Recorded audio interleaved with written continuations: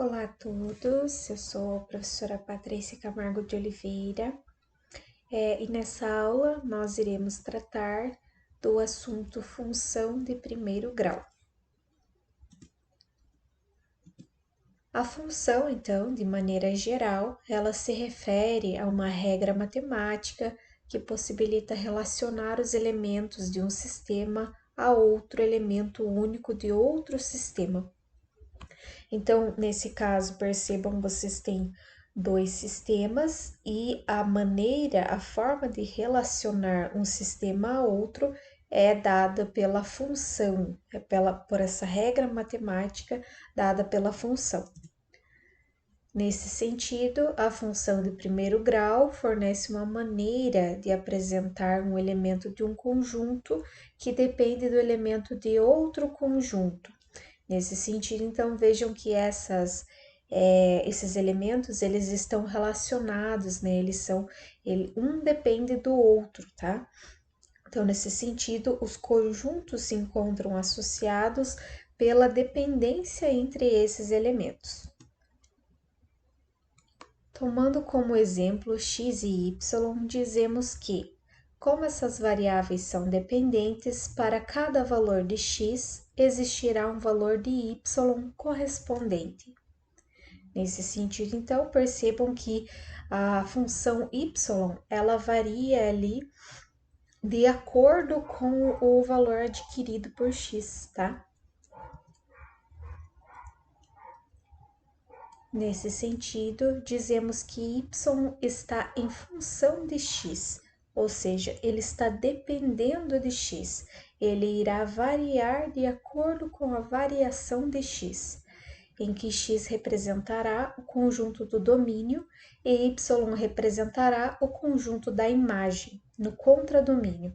Então, percebam, o conjunto do domínio é a variável x, é a variável independente, enquanto que a variável dependente y, que depende de x, que está em função de x, é dada pelo conjunto da imagem, ou seja, é o valor adquirido por y de acordo com a modificação de x, tá? Com a variação de x. A forma geral de que uma função de primeiro grau ela é representada é dada por y igual a ax mais b. Então, percebam que a e b vão ser valores fixos, enquanto que x vai ser a variável aí da nossa equação. Sendo ainda a e b coeficientes que pertencem aos conjuntos dos reais, de forma que A deve ser diferente de zero, senão, em caso contrário, né, se nós tivermos que A for igual a zero, por exemplo, aqui, nessa situação, nós teríamos que y é igual a constante b, então, deixaria aí de ter a função, né, de se portar como uma função dependente de x, tá? Ele ia depender aqui, no caso, exclusivamente de b, para esse caso, né? No caso do coeficiente a ser igual a zero. Então, para que sejam esses coeficientes a e b pertençam ao conjunto dos reais e ainda a deve ser diferente de zero para que essa expressão corresponda a uma função de primeiro grau. O grau de uma função ele é dado pelo maior expoente que apresenta a variável. Portanto, como é y em função de x, a variável é x. Sempre analisaremos o maior expoente ao qual x está elevado para determinar a ordem, né, o grau dessa função. Então, nesse sentido, aqui apresentamos uma equação de primeiro grau, né? Pois o expoente aqui seria 1. De acordo com o crescimento do expoente dessa variável, então nós teríamos também um aumento do grau dessa função. Se fosse 2, seria uma função de segundo grau, e 3, uma função de terceiro grau, e assim em sequência. Aqui apresentamos então os conjuntos numéricos, de tal forma então que temos os naturais representados por 0, 1, 2, 3, 4 e 5, ou seja, são os inteiros, né, positivos. Então, temos o conjunto dos inteiros, que é dado pelos inteiros negativos e positivos. Então, temos ainda no conjunto dos racionais, percebam aqui, ó, que o conjunto dos racionais, ele abrange o conjunto dos números naturais, inteiros e ainda os fracionários, tá? Com números decimais também.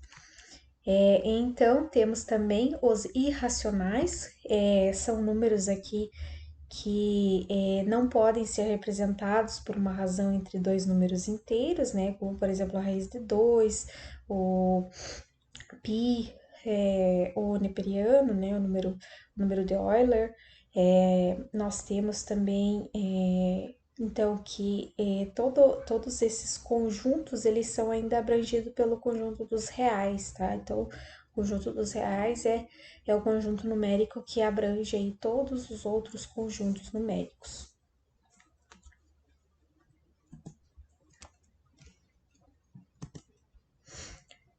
Vamos então desenvolver um exemplo, tá? Associado à função de primeiro grau, de tal forma aqui que nós podemos fazer a demonstração pela apresentação dos conjuntos, né, em que temos o conjunto domínio dado pelos valores que x irá adquirir e também temos o conjunto contradomínio, né, ou imagem, como chamamos no slide anterior, que são os valores adquiridos por y conforme x é alterado, né? Então, vemos aqui que nesse caso o coeficiente b adquire o valor de 0 e o coeficiente a adquire o valor de 2.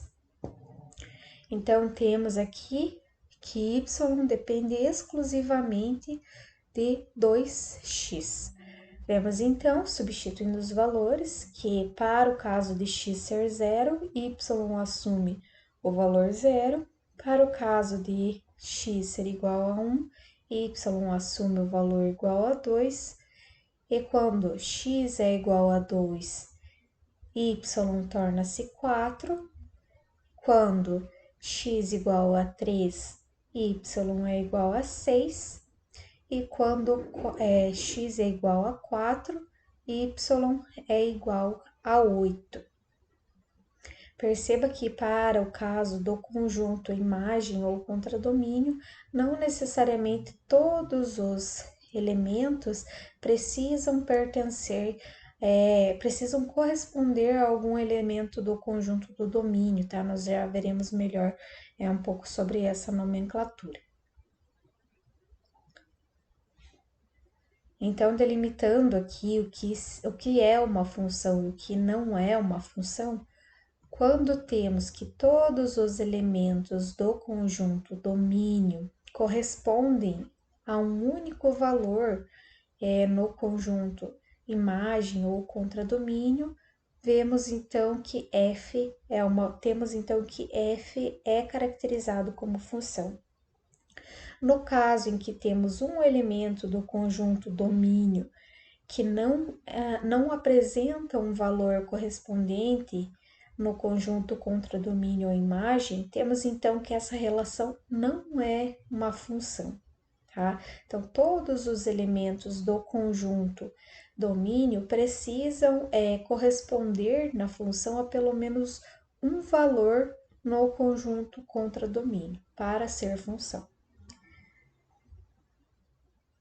No caso seguinte, em que temos que cada um dos elementos do conjunto domínio corresponde a um único elemento no conjunto contradomínio, temos que essa relação também é uma função.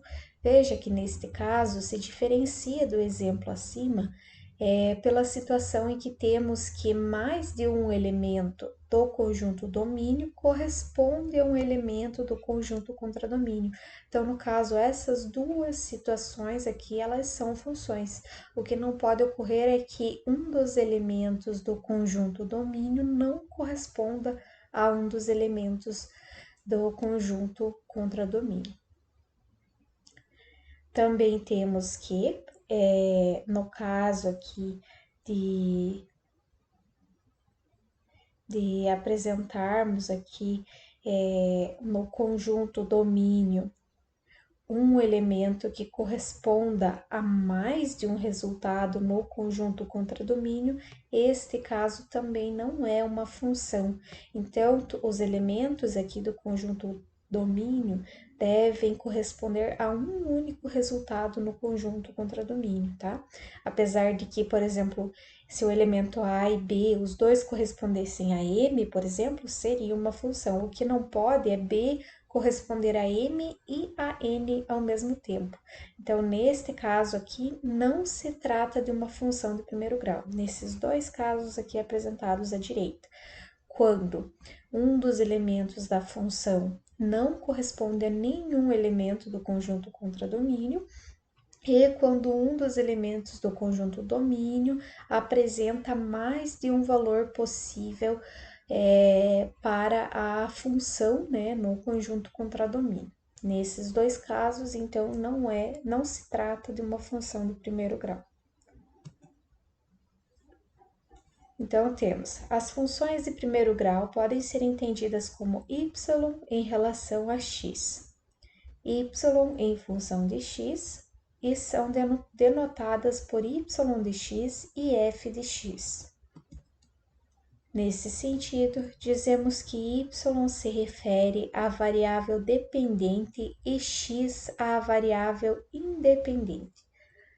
Como podemos ver, né, y, que é a função, ela depende de x, certo? Ela altera o seu valor em consequência do valor adquirido por x, enquanto que x é a variável que não depende de y, ela não se altera com y, ela está lá, ela é a variável, então y é modificado de acordo com a alteração de x.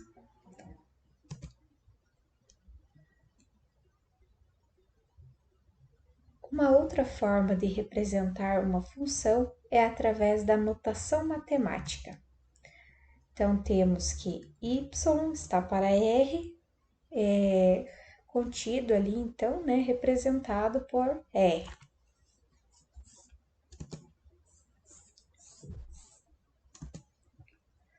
As funções, elas podem ser classificadas de 4 formas diferentes. São elas, a primeira, função sobrejetora, sendo que todos os elementos do contradomínio pertencem ao conjunto da imagem. Um mesmo elemento do contradomínio pode receber uma correspondência de mais de um elemento do domínio. Foi o exemplo que vimos, né, na situação anterior. Então, para o caso da função sobrejetora, todos os elementos ali do conjunto da imagem, todos os elementos do contradomínio, pertencem ali ao conjunto da imagem, ou seja, pertencem aos valores que realmente são adquiridos por y com a modificação de x, tá? Vejam que voltar um pouquinho, neste exemplo aqui, nós tínhamos que no contradomínio valores aqui de y que não tinham correspondência com x, certo? Então, nesse caso aqui, essa função, ela não é sobrejetora.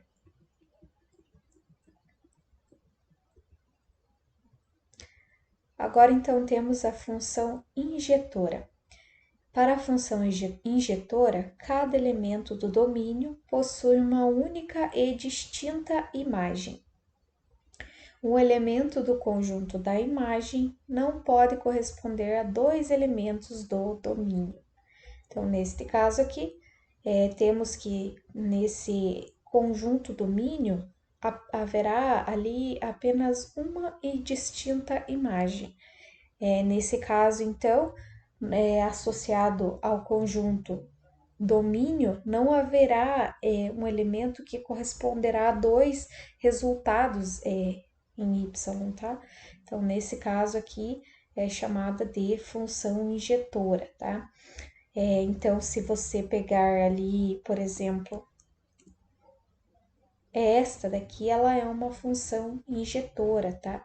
Agora, esta daqui, ela não é uma função injetora, porque teríamos aqui três elementos, perdão, correspondendo a um único valor, tá? No conjunto imagem.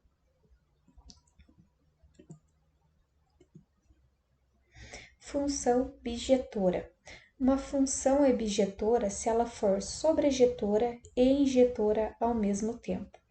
Todos os elementos do contradomínio pertencem ao conjunto da imagem e um elemento do contradomínio corresponde a um único elemento do domínio. Também é o caso deste exemplo aqui, em que todos os elementos aqui são imagem, ou seja, correspondem a valores realmente assumidos pela função variáveis de x, né, com relação ao domínio, e todos eles correspondem a um único valor, né? Então, o domínio corresponde a apenas um único valor no contradomínio. E temos, por fim, a função simples. Uma função é dita simples se ela não é injetora e nem sobrejetora. Portanto, é a função ali que ela vai assumir, né, que tenha outros valores no conjunto contradomínio, né, sem que eles sejam imagem, né, ou seja, sem que sejam valores realmente assumidos por y quando substituídos de x, tá? E ainda essa função simples, ela admite o caso de mais de um elemento do domínio corresponder a um elemento do contradomínio. Aqui, então, temos as exemplificações da função sobrejetora, tá? Em que temos aqui ó, que dois elementos do domínio podem corresponder a um elemento da imagem. Temos a função injetora, em que na função injetora todos os elementos aqui do conjunto domínio correspondem ali a um único valor, né, no conjunto contradomínio. Temos a função bijetora, em que no contradomínio não se encontram valores que podem ser assumidos por y que não são correspondentes, né, a valores adquiridos, apresentados por x no domínio. E temos também a função simples aqui, né, que ela aceita ali a questão que eu falei para vocês de dois valores corresponderem a um valor assumido por y.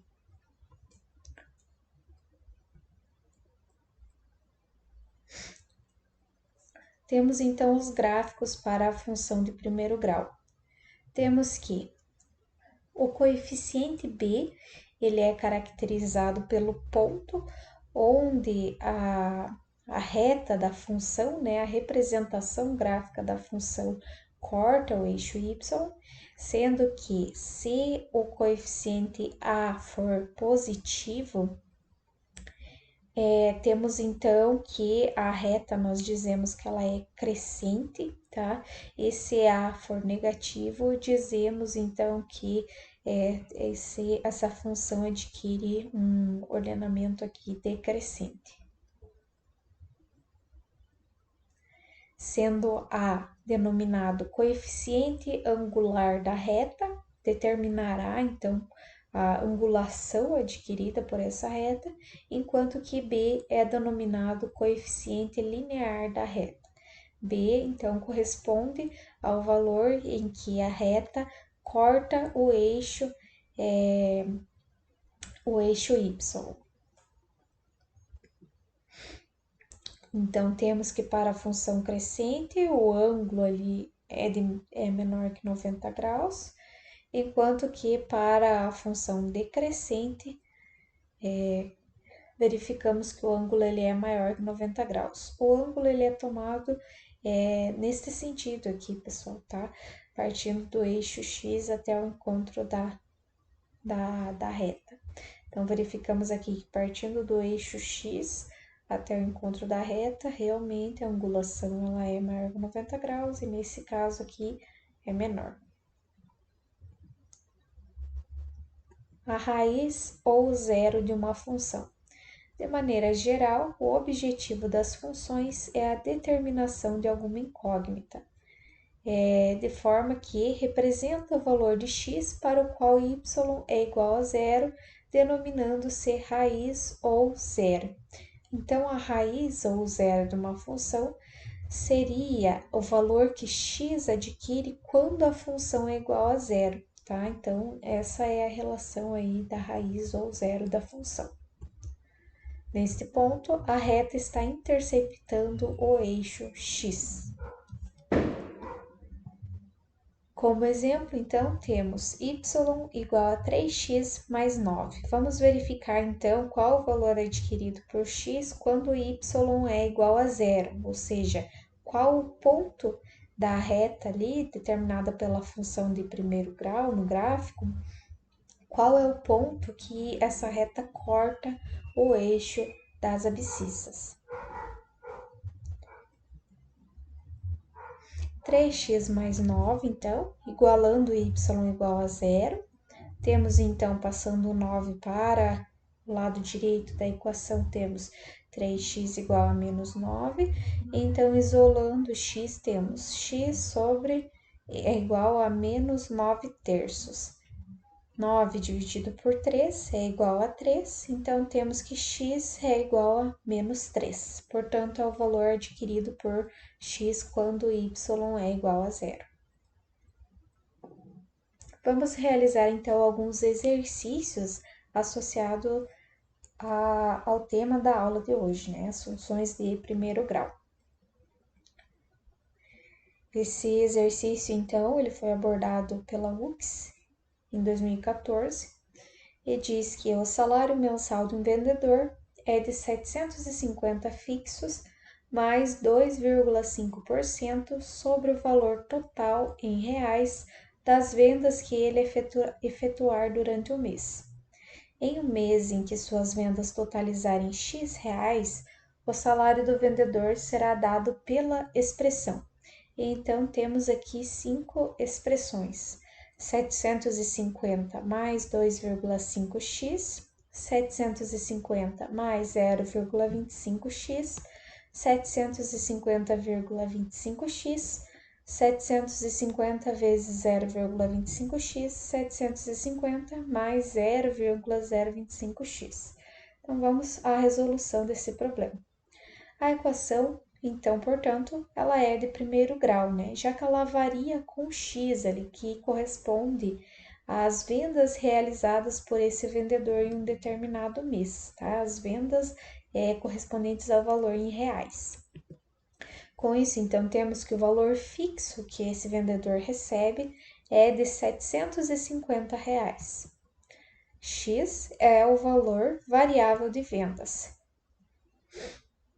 Então, com isso, então, o fator de multiplicação da variável ali, a porcentagem sobre as vendas, é um valor correspondente a 2,5%.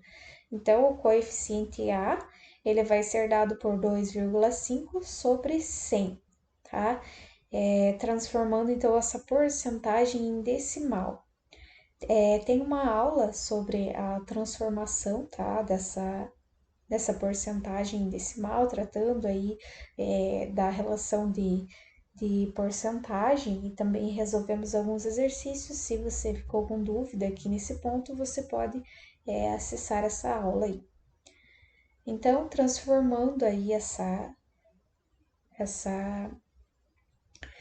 porcentagem para decimal, encontramos o decimal de 0,025. Com isso, então, verificamos que a equação torna-se y igual a 0,025 mais 750. Portanto, o gabarito para essa questão é a alternativa E.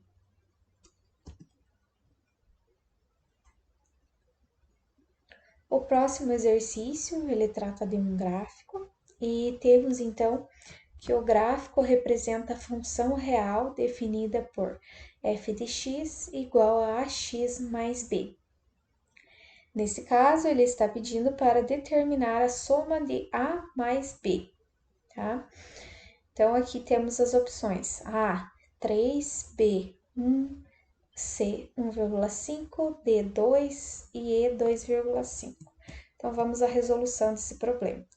Verificamos que a equação, conforme aqui descrito, né, no enunciado, ela se trata de uma equação de primeiro grau. E verificamos ali que para o caso que x é 0, y adquire o valor de 3, enquanto que x sendo igual a 2, temos que o valor de y é igual a 0. Esses dados eles foram retirados aqui do gráfico, tá? Em que podemos ver mesmo que quando x ele é igual a 0, y adquire o valor de 3, enquanto que quando y é igual a 0, x adquire o valor de 2. Com isso, então, substituindo na equação de primeiro grau, verificamos aqui que para o caso em que x é igual a 0 e y é igual a 3, temos 3 igual a b, ou b igual a 3, tá? E para a situação ali em que x ele será igual a 2 e y igual a 0, temos que a equação será 2a mais b igual a 0. Nesse sentido, então, isolaremos ali o termo correspondente a a, o coeficiente angular ali da reta dada pela função, e então descobriremos qual o valor adquirido por a. Então, isolando, né, esse valor, temos 2a, que é igual a menos 3, então temos a, que é igual a menos 3 sobre 2, e então, fazendo essa divisão, verificamos que a equivale a menos 1,5. Nesse sentido, então, o somatório de a mais b é igual a menos 1,5 mais 3. Portanto, o valor desse somatório é igual a 1,5. O gabarito para essa questão é dado pela letra C. Agora vamos a uma questão abordada no Enem da edição de 2012. Nesse exercício, então, temos a tabela seguinte apresenta a média em quilogramas de resíduos domiciliares produzidos por habitante no período de 1995 a 2005. Então, um período de 10 anos, né? Verificamos aqui, então, na tabela, a produção de resíduos domiciliares por habitante em um país. Então, verificamos que no ano de 1995, a quantidade de resíduos domiciliares era de 460 quilogramas ali por pessoa. No ano de 2000, esse valor aumentou para 500 quilogramas e no ano de 2005 foi para 540 quilogramas. Se essa produção continuar aumentando, mantendo o mesmo padrão observado na tabela, a previsão de produção de resíduos domiciliares por habitante no ano de 2020 em quilogramas será. Então, aqui nos dá 5 opções, né? 610, 640, 660, 700 e 710. Vejam aqui nesse exercício que a tabela aqui nos fornece os valores principais que devemos analisar, tá? Então, vejam que de 1995 comparado a 2000, vejam que para o ano de 2000 a análise foi demonstrou um crescimento de 40 quilogramas de resíduos domiciliares, bem como o mesmo foi observado um crescimento aqui, considerando 2000 e 2005, o mesmo crescimento, no mesmo valor, foi observado de 40 quilogramas, comparando essas duas estimativas. Então, vejam que apresenta um comportamento linear aí essa relação da produção de resíduos domiciliares por habitante. Então, percebe-se pela tabela que o aumento da quantidade de resíduos ocorre em uma proporção de 40 kg a cada 5 anos, correspondendo a uma equação de primeiro grau. Dessa forma, então, temos que Y é a quantidade de resíduos final, de forma que temos que A é denominado como a proporção de aumento do lixo, sendo 40 kg a cada 5 anos, então temos um aumento de 8 kg por ano, aproximadamente, né? Sendo X o número de anos a partir da contagem inicial. Vamos tomar aí a contagem inicial como sendo 2005. Temos então que a quantidade de resíduo inicial ali, ela vai ser de 540 quilogramas ali, né? Partindo ali de 2005. Portanto, então, temos que a função ali montada, né, para esse problema é dada por y igual a 8x mais 540. Logo, então, em 2020, né, após ter passado 15 anos somados aí a 2005, temos então que y vai ser 8 vezes 15 mais 540. Portanto, y vai ser igual a 120 mais 540, totalizando um valor de 660 kg de resíduo por pessoa nesse ano de 2020. Portanto, o gabarito para a questão é o dado pela letra C. Na seguinte questão, temos então uma questão abordada no Enem da edição de 2008 e temos então que a figura a seguir, ela representa o boleto de cobrança da mensalidade de uma escola referente ao mês de junho de 2008. Então, é um banco ali, né? Banco SA, é um boleto ali de forma que a gente já está acostumado, né? Com esse boleto. É um boleto de uma mensalidade de uma escola e vejam aqui então as informações. O vencimento desse boleto está para 30 de junho de 2008. O valor desse documento é de R$500. Temos então algumas observações aqui, né, para o pagamento desse boleto. Observação: no caso de pagamento em atraso, cobrar multa de R$10 mais 40 centavos por dia de atraso. Percebam então que para o caso do atraso, né, o valor a ser pago ele é variável, pois vai aumentar, além do valor de atraso, né, a multa aqui de R$10 vai aumentar 40 centavos por dia em que esse documento não for pago, nem que esse boleto demorar a ser pago. Com isso, então, né, vemos que se trata de uma função aí que depende do tempo, né, da quantidade de dias que vai ser levado para pagar esse boleto. Então, temos aqui a questão. Se M de X é o valor em reais da mensalidade a ser paga, em que X é o número de dias em atraso, então, como podemos representar, né, essa função, né, qual o valor final que vai ser pago?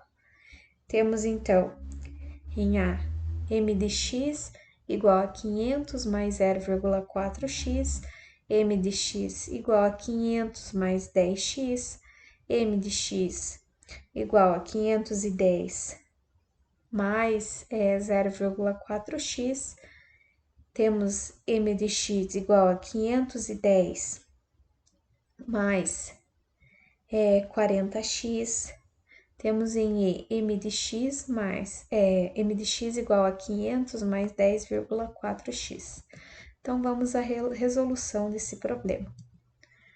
É possível que trata-se de uma função de primeiro grau em que a variável da mensalidade é o número de dias em atraso. Conforme eu havia dito ali para vocês, trata-se então de uma função que ela irá variar ali linearmente com a quantidade de dias em que esse boleto demora para ser pago, certo?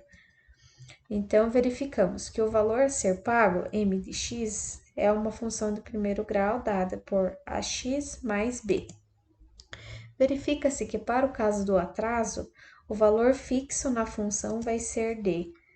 O valor, então, vai ser a mensalidade, né, prevista de R$ 500, e para o caso do atraso, são R$ 10 de multa que estava lá no boleto.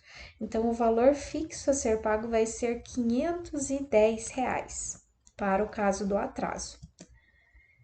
Agora, a relação de juros é de 40 centavos por dia. Então, o fator de juros por dia é de 40 centavos. Portanto, o coeficiente angular é dado por A igual a 0,4, sendo x o número de dias em que ocorrerá o atraso. Esse daí é o fator variável, certo? Com isso, então, temos que m de x adquire aqui o valor de 0,4x mais 510. Portanto, o gabarito para essa questão é dada pela alternativa C. Agora, então, vamos para um exercício abordado no Exame Nacional do Ensino Médio da edição de 2020. Em que temos ali que uma pessoa precisa comprar 20 sacos, 20 sacos de cimento para uma reforma em sua casa. Faz pesquisa de preço em 5 depósitos que vendem o cimento de sua preferência e cobram frete para a entrega do material, conforme a distância do depósito à sua casa.